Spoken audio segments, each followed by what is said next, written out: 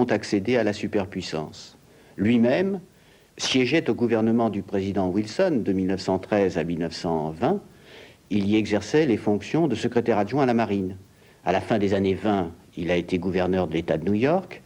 Élu à la présidence en 1932, il a pris ses fonctions en 1933 et il les a conservées jusqu'à 1945, c'est-à-dire que pendant 12 ans, 12 années qui correspondent exactement aux années pendant lesquelles Hitler est chancelier du Reich, Franklin Roosevelt a dû sortir les États-Unis de la crise économique et sociale dans laquelle ils étaient plongés, et il les a conduits tout au long de ce conflit mondial. C'est dire le rôle décisif qu'il a occupé dans l'histoire des États-Unis et dans l'histoire du monde.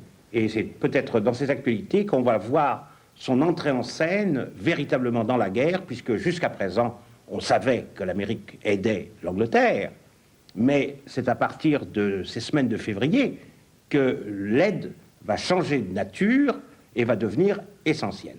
Alors on va d'abord voir les actualités allemandes, selon l'usage, puis cette fois-ci l'actualité anglaise, et quand vous le souhaiterez, vous direz ce que vous avez à dire.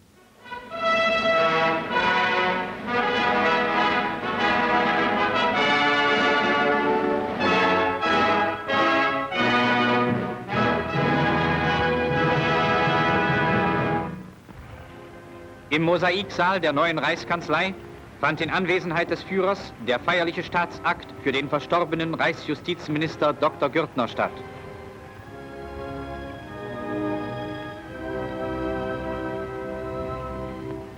Reichsminister Dr. Frick brachte in seinem Nachruf für Dr. Gürtner den Dank des Führers und des deutschen Volkes zum Ausdruck.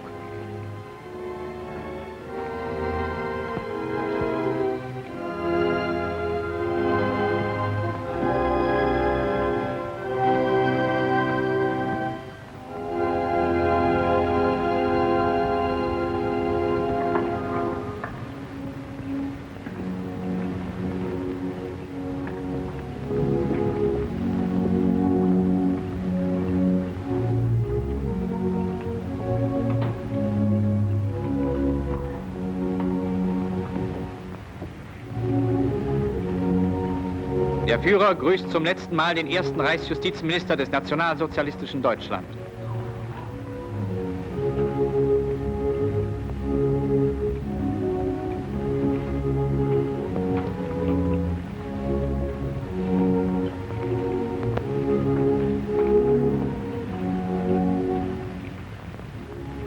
Justizbeamte geleiten den Sarg Dr. Gürtners zur letzten Ruhestätte.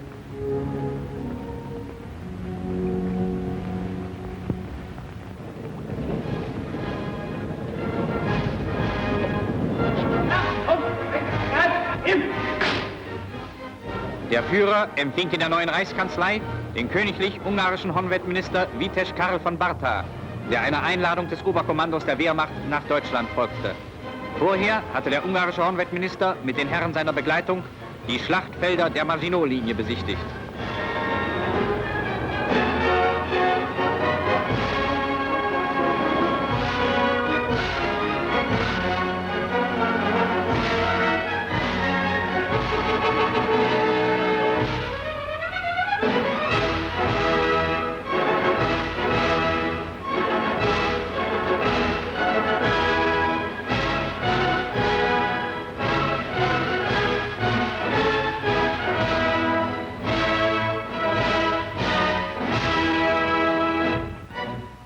Die japanische Offiziersabordnung, die sich zurzeit zu militärischen Studien in Deutschland aufhält, wurde in der neuen Reichskanzlei vom Führer empfangen. An der Spitze der Offiziersabordnung General Yamashita, der Führer der Studienkommission.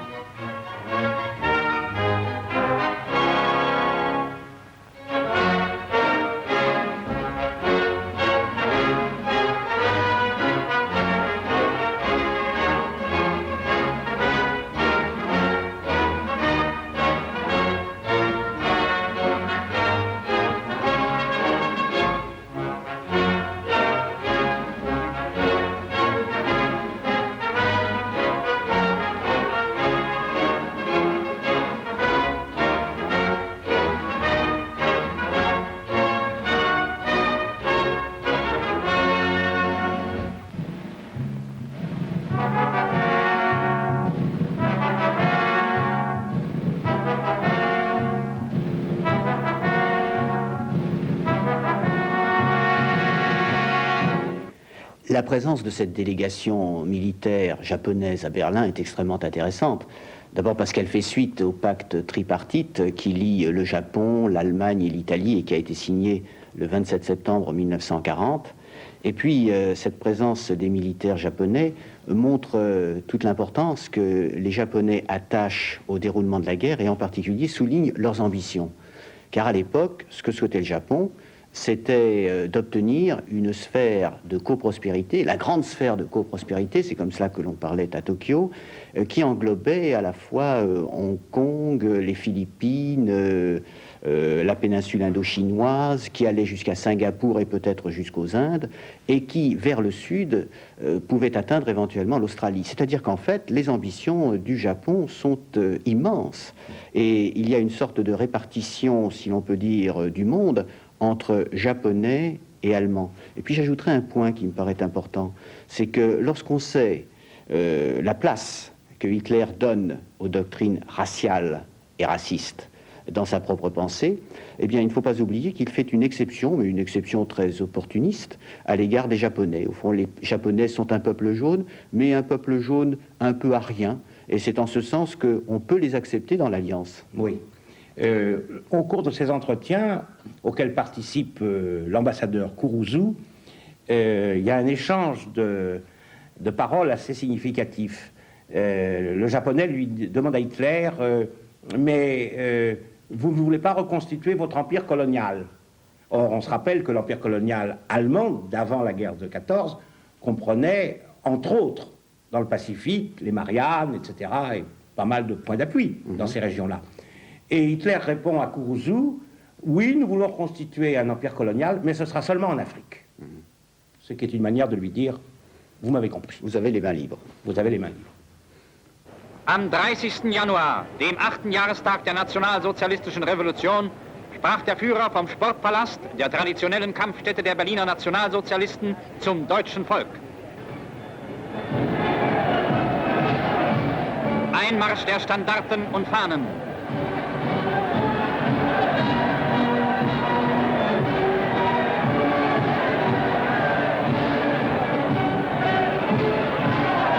Nach den Standarten der SA die alten Sturmfahnen aus der Kampfzeit.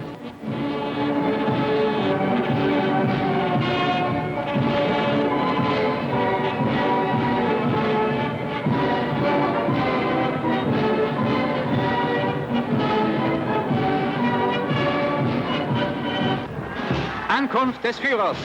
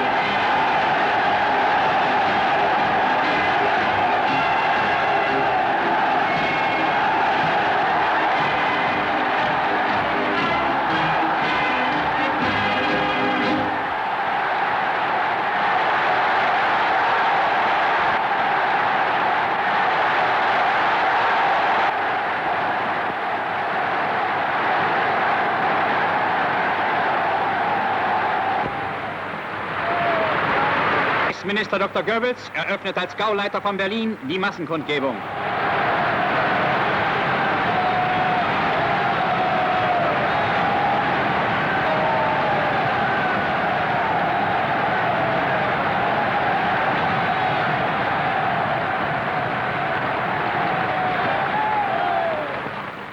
Der Führer spricht.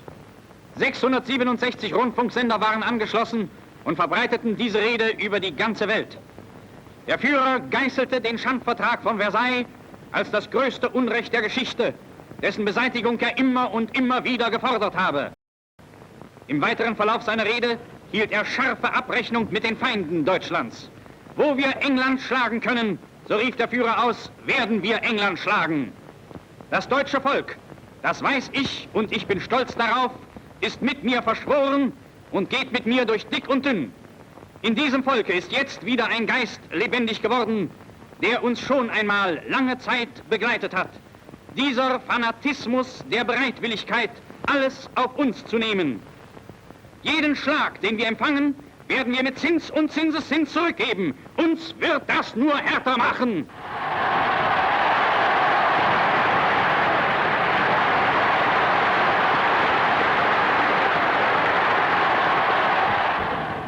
Wenn England auf die Hilfe Amerikas hoffe, so könne er nur sagen, dass Deutschland jede Möglichkeit von vornherein einkalkuliert habe. Das deutsche Volk habe nichts gegen das amerikanische Volk. Wer aber glaube, England helfen zu können, müsse auf alle Fälle wissen, dass jedes Schiff, das vor unsere Torpedorohre komme, torpediert werde.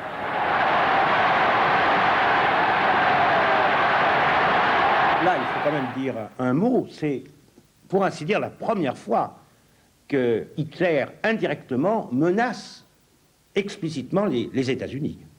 Jusqu'à présent, on savait bien qu'il leur avait dit « ne vous mêlez pas de la guerre », etc., etc.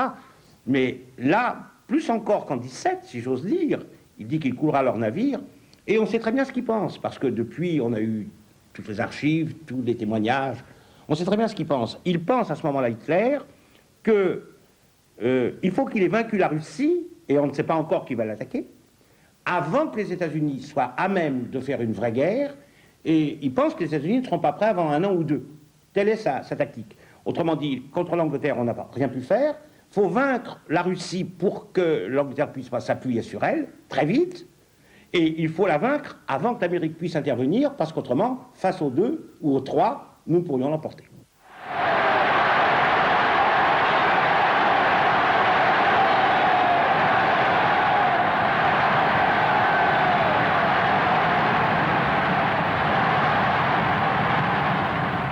Unsere gesamte Wehrmacht werde die Entscheidung so oder so erzwingen.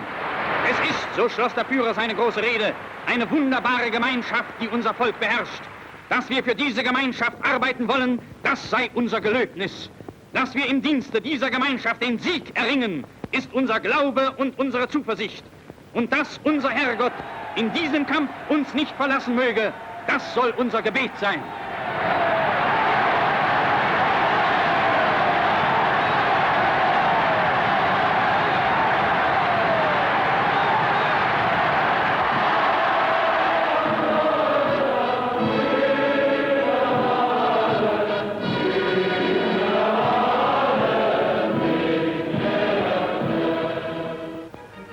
Die zweiten deutschen Kriegsskimeisterschaften wurden in Spindelmühle im Sudetengau ausgetragen. Das Hauptinteresse der sportbegeisterten Massen richtete sich auf den Spezialsprunglauf. Es wurden ausgezeichnete Leistungen erzielt. Beim zweiten Durchgang gab es fast nur 70-Meter-Sprünge.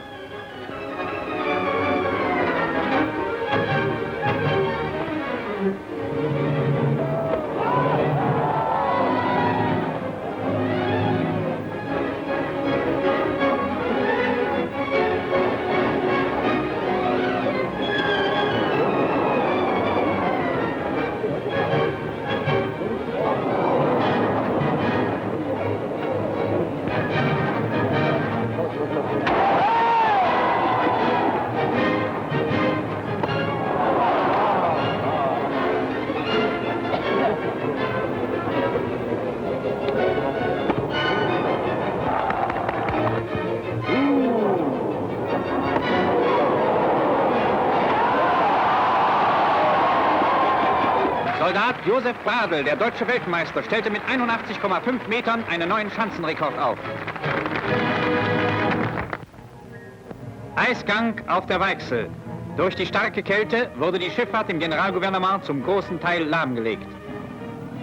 Zur Beseitigung der großen Schneemassen wurde der polnische Baudienst eingesetzt.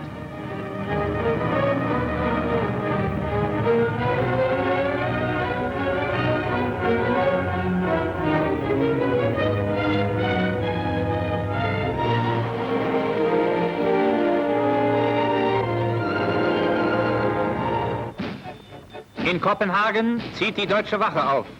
Sie löst die Posten vor den Dienststellen und Unterkünften der deutschen Besatzungstruppen ab.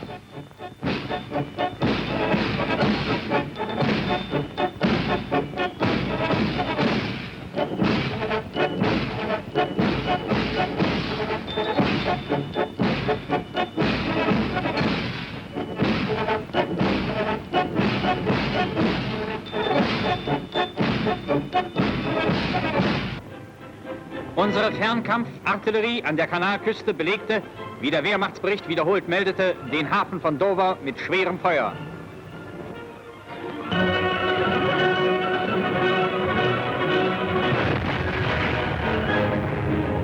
Neben der Bekämpfung fester Ziele sind unsere Fernkampfartilleristen Tag und Nacht auf der Wacht, um englischen Geleitzügen die Fahrt durch den Kanal unmöglich zu machen.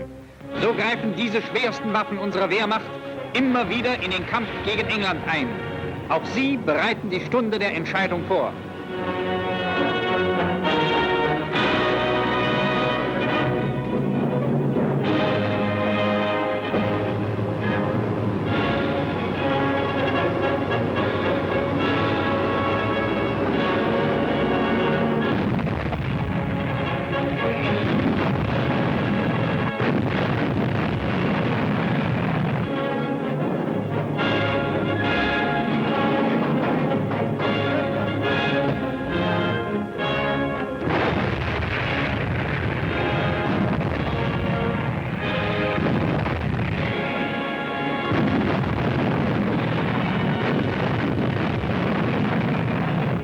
Ein deutscher Hilfskreuzer auf Feindfahrt in tropischen Gewässern.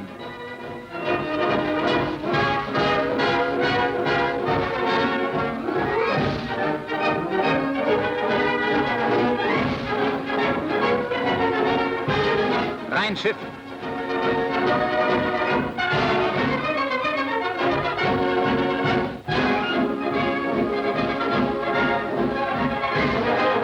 Ein Albatros. Wenig später hat sich der mächtige Sturmvogel, der eine Flügelspannweite bis zu 4 Metern erreicht, zu kurzer Rast auf dem Oberdeck niedergelassen. Musterung der Besatzung durch den Kommandanten.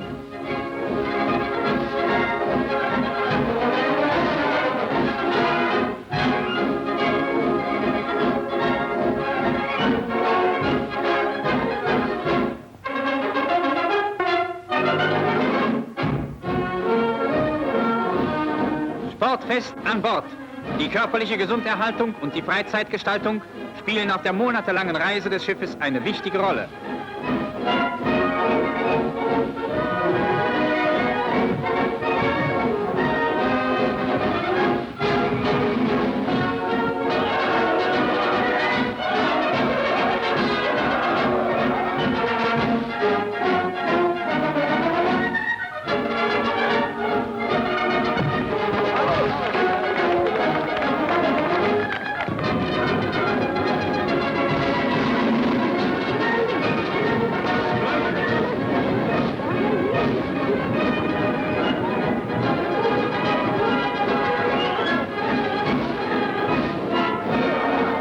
Nach dem Boxkampf ein lustiger Stierkampf.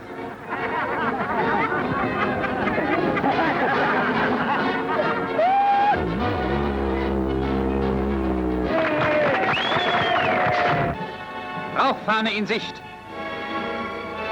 Der Posten im Ausguck hat das Schiff als bewaffneten englischen Handelsdampfer ausgemacht. Signal, stoppen Sie sofort. Da der bewaffnete Dampfer seine Fahrt fortsetzt und seine Geschütze klar macht, wird das Feuer eröffnet.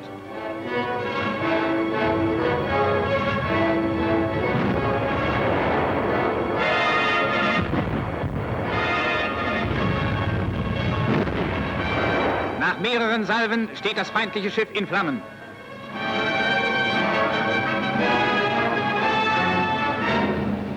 Die Besatzung hat sich in die Boote gerettet und wird mit ihrem Gepäck an Bord des Hilfskreuzers genommen.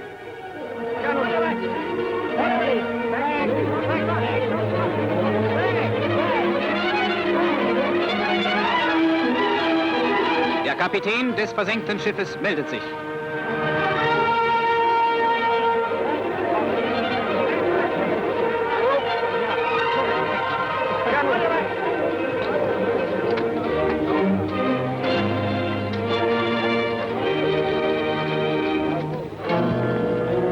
Untersuchung des Gefangenengepäcks.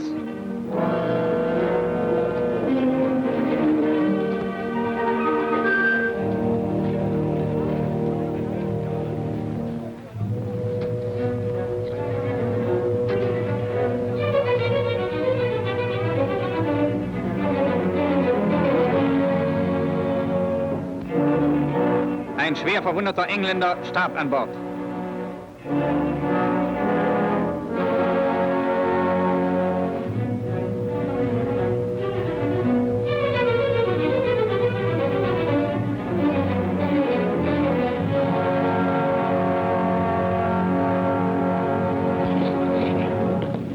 Weiter geht die Fahrt.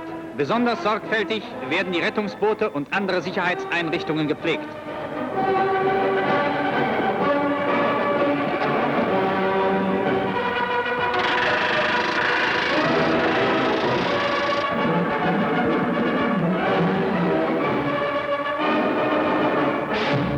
Auszeichnung verdienter Besatzungsmitglieder durch den Kommandanten.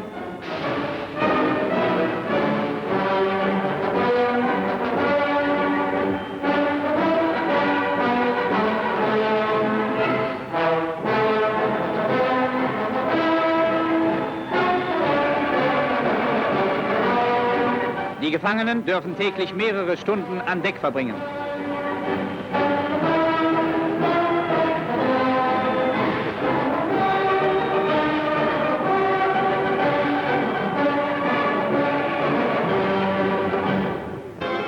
Wieder ein Dampfer in Sicht, ein Engländer. Wieder Signal, sofort stoppen. Unser Hilfskreuzer eröffnet das Feuer.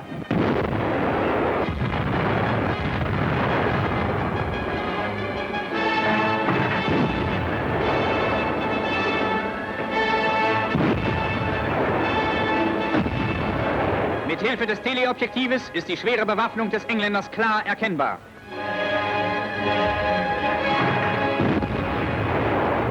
Treffer auf Treffer.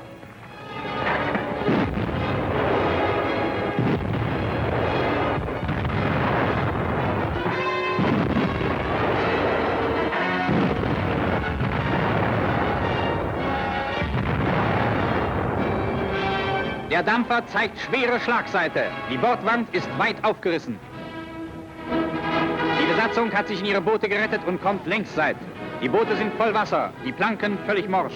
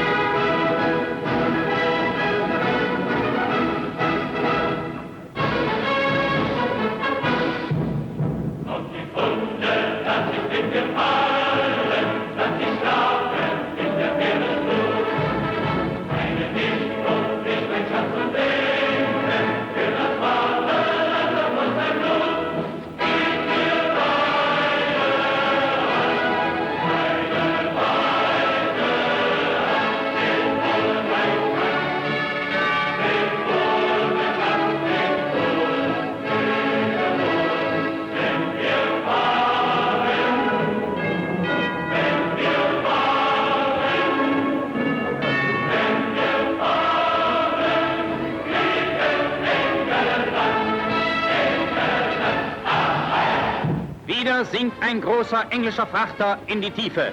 So wird England geschlagen, wo wir es treffen.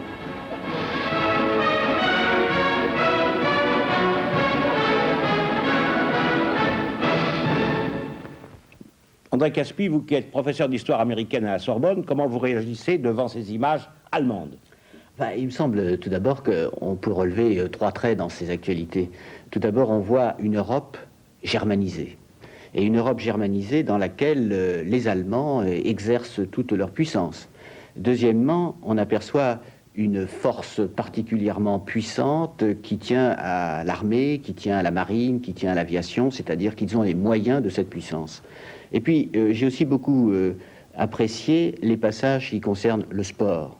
Le peuple est uni, il est sain, il est fort, il est dynamique, il a toutes les qualités requises pour dominer l'Europe. Il a le droit de le faire. Puis j'ajouterais que dans ces actualités, il y a deux absents et demi. La moitié d'absents, ce sont les États-Unis. Vous avez très bien remarqué tout à l'heure que la mention des États-Unis avait été faite par Hitler, mais pour le reste, on les voit guère. En revanche, rien sur l'Union soviétique, rien sur les Italiens. C'est-à-dire que c'est un monde qui est essentiellement dominé par l'Allemagne, obsédé par l'Allemagne, pourrait-on dire. Et de ce point de vue-là, je ne peux pas m'empêcher de dire que ce sont des actualités qui ne permettent pas aux Allemands de comprendre la situation mondiale. Oui. Il ne parle pas des Italiens pour plusieurs raisons. D'abord parce qu'en ce moment, ils subissent des déboires en Libye pendant ces semaines. Et puis, au point même qu'ils envoient des troupes en Libye. La première division blindée, légère, doit partir cette semaine, quelque chose près. Et en Grèce, également, la situation des Italiens est difficile, mais les Italiens ont quand même réussi à stopper l'offensive grecque. Et ce sont maintenant les Grecs qui appellent au secours. Ils appellent au secours les Anglais, et les Anglais sont devant une situation très, très difficile qu'on va évoquer sans doute tout à l'heure, mais on peut le dire, c'est que où ils exploitent leur offensive en Libye, et ce sont des vainqueurs glorieux, jusqu'au bout, où ils aident les Grecs, qui font appel au secours, qui font appel à eux, mais alors ils perdent leur victoire. Eh bien, ils ont préféré perdre cette victoire pour aider les Grecs. On verra ça ces semaines qui vont venir.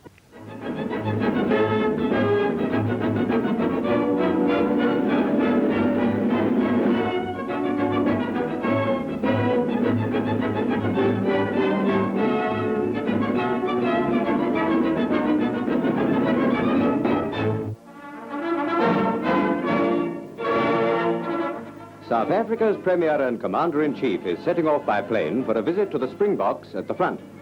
A strenuous week of continuous travelling, in which his longest period of rest was 4 hours, is typical of the almost tireless energy of General Smuts. 25 years ago, he was leading the fathers of these men in a similar campaign. Today, he leads another generation, and in his own words, they are worthy of the rock from whence they were hewn.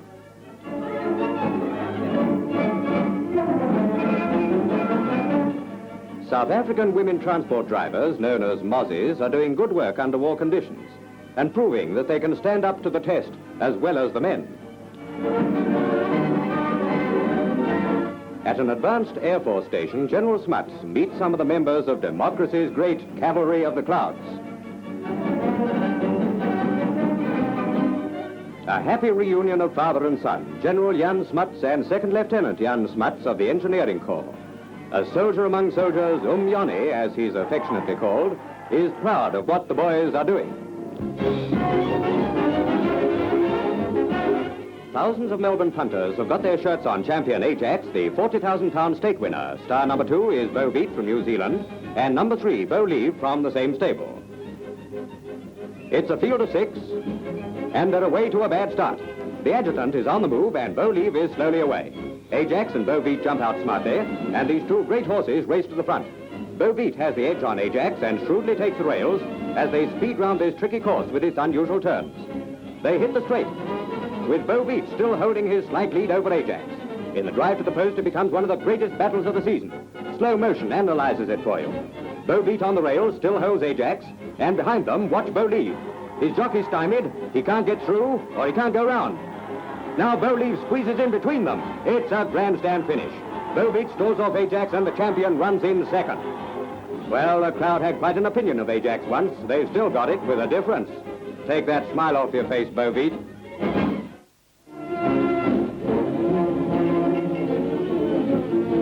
Prince Bernhard of the Netherlands provided a football cup for competition between his countrymen and free Belgians in this country.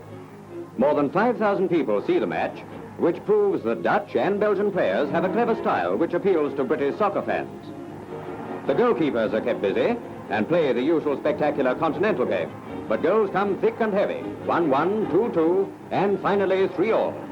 So neither side wins the cup, but Prince Bernhard insisted that the Belgians should have it, as a gesture of the goodwill of his countrymen.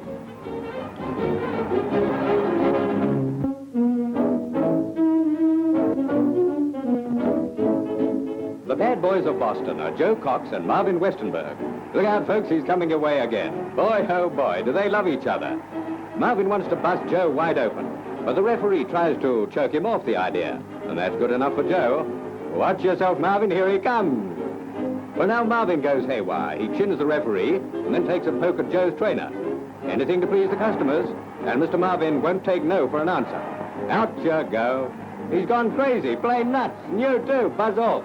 He'll show 'em who's won. Well, I guess Marvin wins. There's nobody left to argue.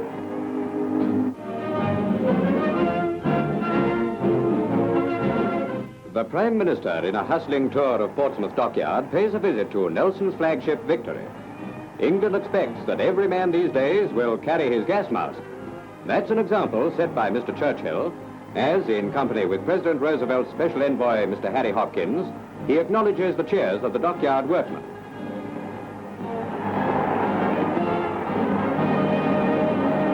Portsmouth can not only take it, but can dish it out as well. The skipper is in his element. A friendly word with George Smith, a 16-year-old yard boy, is quite a red letter day for the Smith family. We're all in this thing together, hand in hand. Là, il y a quand même quelque chose à dire parce que vous avez vu qu'on ne voit pas Hopkins, à la limite. Il est caché par les caméras, etc. Hopkins était le conseiller privé, occulte, pourrait-on dire, de Roosevelt, vous savez mieux que moi. Mais ce qui est intéressant, c'est qu'à Londres, quand Roosevelt envoie Hopkins en mission, une mission importante, Churchill dit « Mais qui c'est celui-là » Il n'est pas connu. C'est vraiment quelqu'un... Ça me fait penser à la façon dont De Gaulle utilisait Pompidou à ses débuts.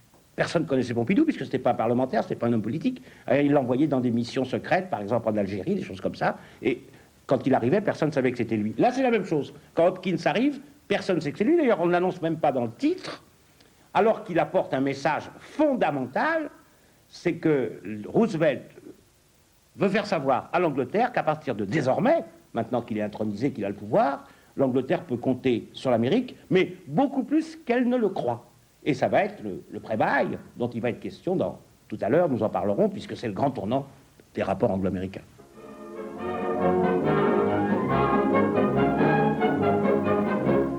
An impressive cavalcade of America's fighting services heads the procession to the Capitol, as for the first time in American history, a President of the United States proceeds to his third inauguration. On the eve of his 59th birthday, Mr. Roosevelt achieves a distinction no other American has attained. Thousands cheer as he rides behind the flying wedge of a motorcycle escort. Surrounded by cars full of Secret Service men, he's more heavily guarded than ever before. The presidential car turns into Pennsylvania Avenue on its journey to the great Capitol building. The climax of this historic occasion comes when President Roosevelt takes the oath of office administered by Chief Justice Hughes. All enemies, foreign and domestic. I, Franklin Delano Roosevelt, do solemnly swear that I will faithfully execute the office of President of the United States and will, to the best of my ability, preserve, protect, and defend the Constitution of the United States. So help you God. So help me God. The President now addresses the nation with his momentous inaugural message.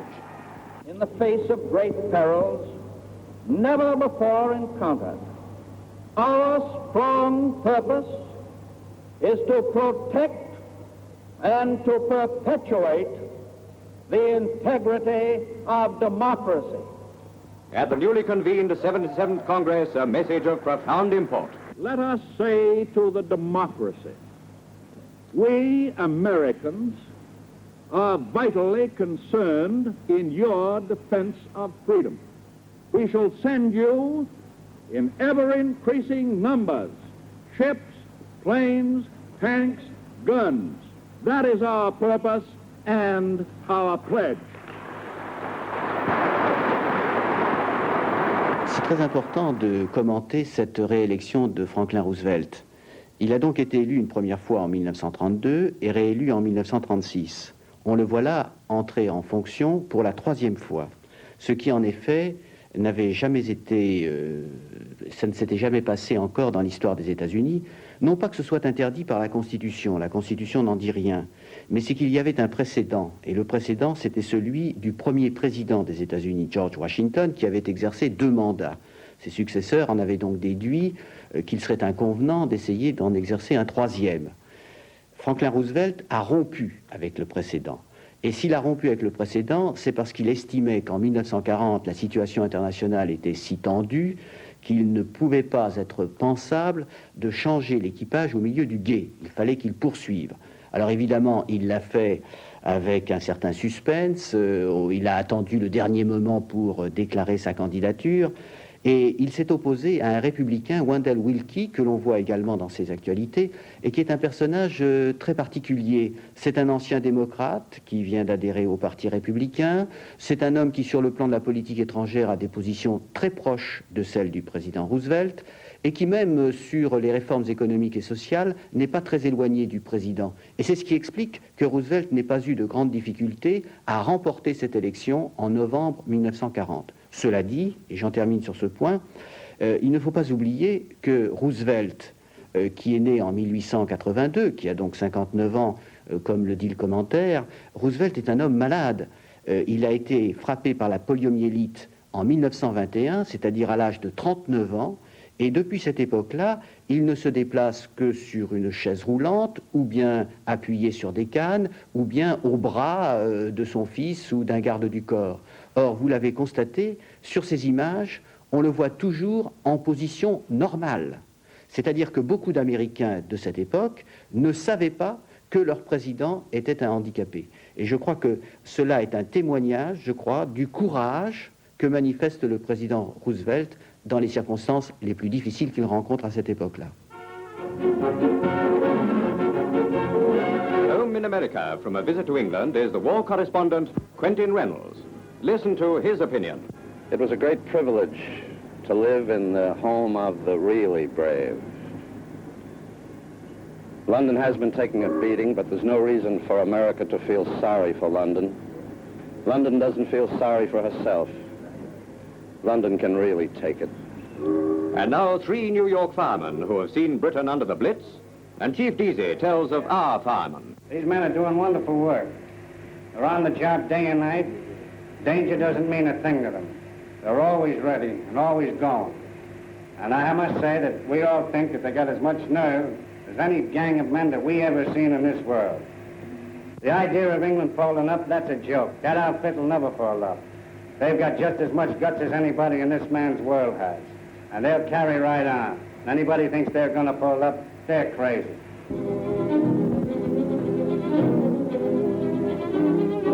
A pillbox concealed on the sand dunes is the objective of guardsmen rehearsing methods of attack. In this vivid story, the Germans taking part are portrayed by British soldiers who display really excellent acting talent. The assault detachment commander proceeds to set the attack in motion. Meantime, the Germans are on the alert. The section leaders join their commander, and the parties spying out the land prepare a plan of attack with all the realism of actual warfare. There's our pillbox, you see, all see it? Sergeant Walker, you take your covering party over to the right, put down the smoke well on the right, and open up on the loopholes. Yes. Corporal Bailey, you take your wire cutters down to the left there, in that covered ground, and get forward to the wire there as soon as the smoke's thick enough. Signal for the assault will be one very light. All clear? Right. Hunter and hunted are keyed up for the moment when the silence will be split by a fusillade of fire. The seconds tick on. 1. Octo! Fancy! Englander! Lord! Geben Sie ihnen! Nachweg! Okay, go on.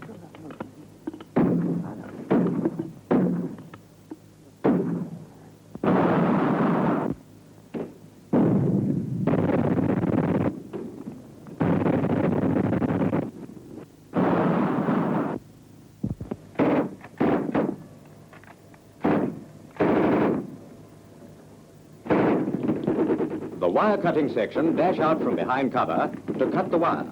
Through the gaps they make will rush the storming party with hand grenades and bayonets.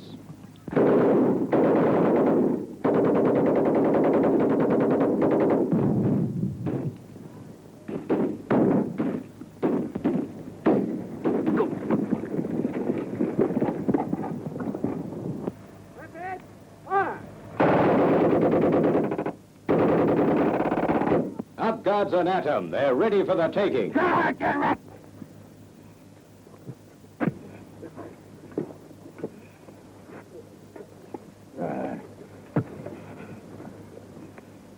1200! 1200! Well, realistic to say the least of it. The Guardsmen impersonating the Germans are to be congratulated.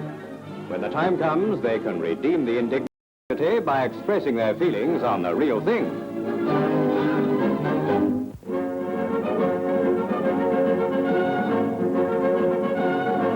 Badminton as experts play the game.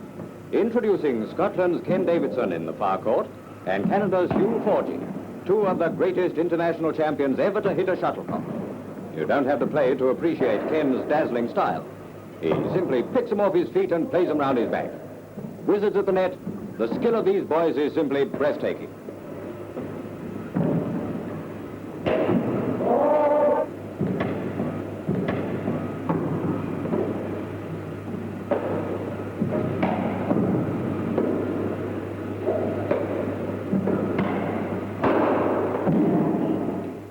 Ken and Hugh are now really warming up as they cram on the heat. Matching shot for shot, the maestros slam the shuttlecock to and fro in a battering rally. Biff, bang, soccer, what a game. Championship badminton, and we don't mean maybe.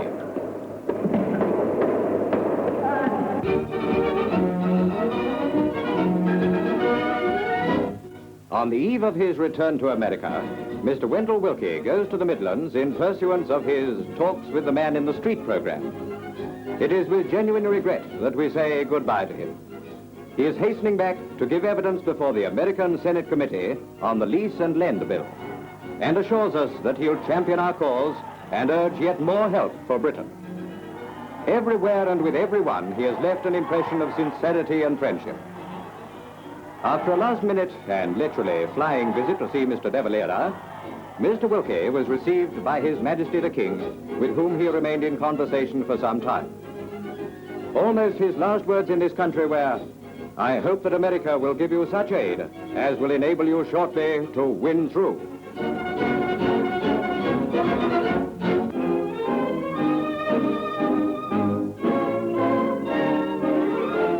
Her Majesty the Queen visits Dartmouth House, London, to see some of the vast quantities of gifts received from the United States in connection with the English-speaking Union's war relief work. The Queen displays much interest in the gifts, which range from toys for homeless kiddies to clothing and comforts for their elders in and out of the forces.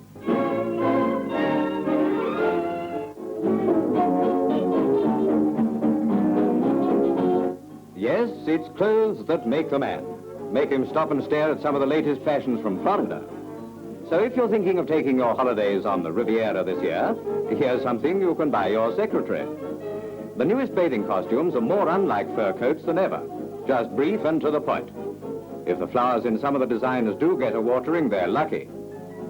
A South Sea idea is a skirt that opens, and we're lucky it's not early closing day.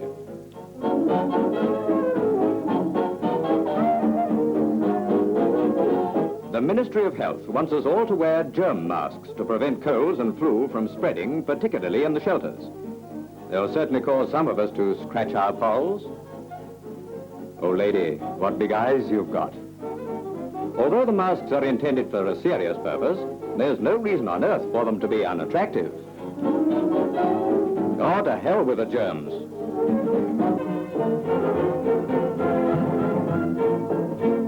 From the Sudan, the Emperor of Abyssinia sets forth on an historic flight.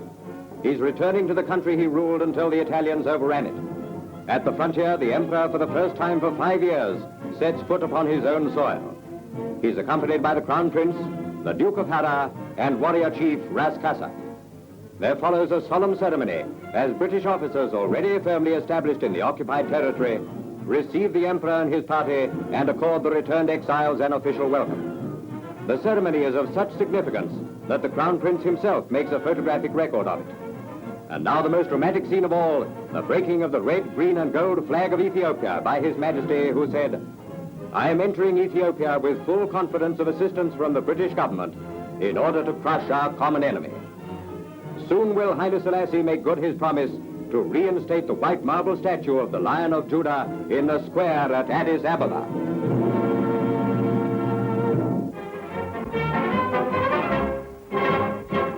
Oui, André Caspi, ce retour d'Haïlé Sélassié a une grande portée symbolique parce que l'Éthiopie a été le dernier État africain conquis par l'Europe, par l'Italie en 1936, et que c'est le premier État africain libéré, en quelque sorte, de l'occupation étrangère, et du même coup, dans toute l'Afrique, on va considérer l'Éthiopie comme le pays qui tient le flambeau de l'indépendance africaine.